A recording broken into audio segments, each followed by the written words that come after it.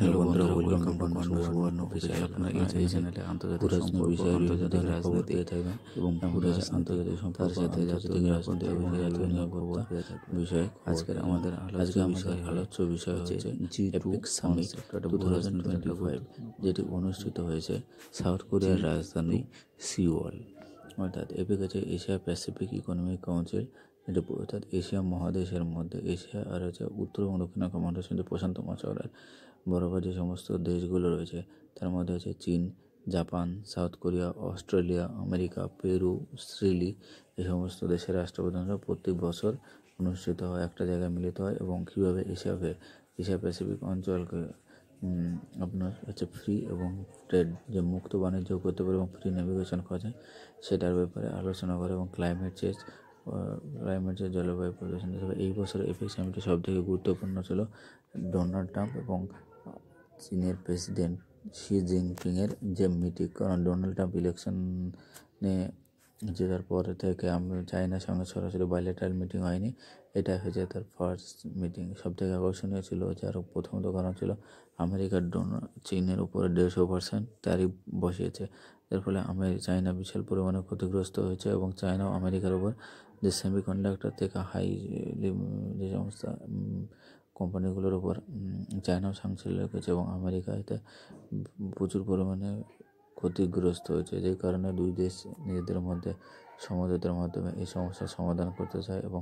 দীর্ঘক্ষণ মিটিংয়ের পরে আমেরিকা যেটা হয়েছে যে পৃথিবীকে দুই ভাগে ভাগ করার চেষ্টা করছে। অর্থাৎ ডোনাল্ড ট্রাম্প তার যে সোশ্যাল মিডিয়া হ্যান্ডেলে টুইটারে তিনি বলেছেন যে পৃথিবীকে দুই ভাগে, তার G2 কনসেপ্ট নিয়েছে। G2 কনসেপ্টটা এখন কিন্তু ডোনাল্ড ট্রাম্প হচ্ছে উত্তর কোরিয়া, দক্ষিণ কোরিয়া, আমেরিকা হচ্ছে আমেরিকার, এবং ইউরোপ, আফ্রিকা হচ্ছে পুতিনিস্তান মানে পুতিনের, আর পুরো ইস্টার্ন যে এশিয়া অর্থাৎ ইস্টার্ন পার্ট অফ দ্য ওয়ার্ল্ডকে সেটা চায়নার পার্ট হিসেবে দেখেছে। অর্থাৎ আমেরিকার চাইনিজ যে ডমিনেন্স সেটাকে মোকাবিলা করার ক্ষমতা নেই, সেটাই ডোনাল্ড ট্রাম্প তার এই যে ভিডিও পোস্টের মাধ্যমে দেখিয়ে দিয়েছে।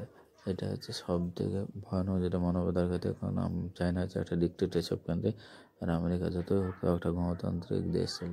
অর্থাৎ চাইনিজ যে টেকনোলজিক্যাল পাওয়ার, তার যে মিলিটারি পাওয়ারের কাছে আমেরিকা নত যেন স্বীকার করছে। এবং আমেরিকার যে প্রেসিডেন্ট অর্থাৎ ডোনাল্ড ট্রাম্প, তিনি আমেরিকার কে নিচে নামাতে এমন একটা নিচের স্তরে নেমে এসে চায়নার কাছে শেষমেশ বশতা স্বীকার করতে হচ্ছে এবং নিজেদের যে মিলিটারি সংগঠন সেটা আস্তে আস্তে দুর্বল হচ্ছে, আর চাইনিজ মিলিটারি সংগঠন আস্তে আস্তে শক্তিশালী হচ্ছেন। আপনারা জানেন যে চায়না হচ্ছে পৃথিবীর মধ্যে অন্যতম যে সমস্ত মিলিটারি পাওয়ারের মধ্যে হচ্ছে দ্বিতীয়তম মিলিটারি পাওয়ার রয়েছে, সেটা এয়ারফোর্স, নেভি এবং অন্যান্য হচ্ছে আমেরিকার মিনিস্ট্রি অফ ওয়ার, যেটাকে বলছে মিনিস্ট্রি অফ ওয়ার। সেটা চায়নায় গিয়ে চায়নার সাথে মিটিং করছে এবং সেই মিটিংয়ের মাধ্যমে যে জিনিসটা বলছে যে চায়না তাইওয়ানকে আক্রমণ করলে আমেরিকা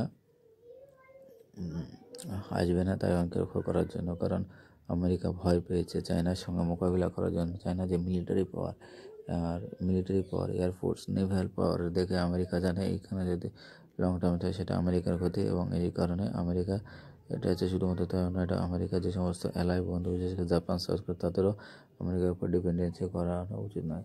চায়না হচ্ছে সেকেন্ড লার্জেস্ট মিলিটারি পাওয়ার এবং 2030 পর্যন্ত তারা আছে পৃথিবীতে লার্জেস্ট নেভাল পাওয়ার হওয়ার চেষ্টা আছে। রকেট ফোর্স রয়েছে সেকেন্ড লার্জেস্ট 2040 এবং 2050 পর্যন্ত চায়না হবে পৃথিবীর মধ্যে সবথেকে বেশি এয়ারফোর্স স্টেশন। আপনারা জানেন চায়নায় প্রতি বছর প্রায় 500 করে এয়ারফোর্স অ্যাড হচ্ছে।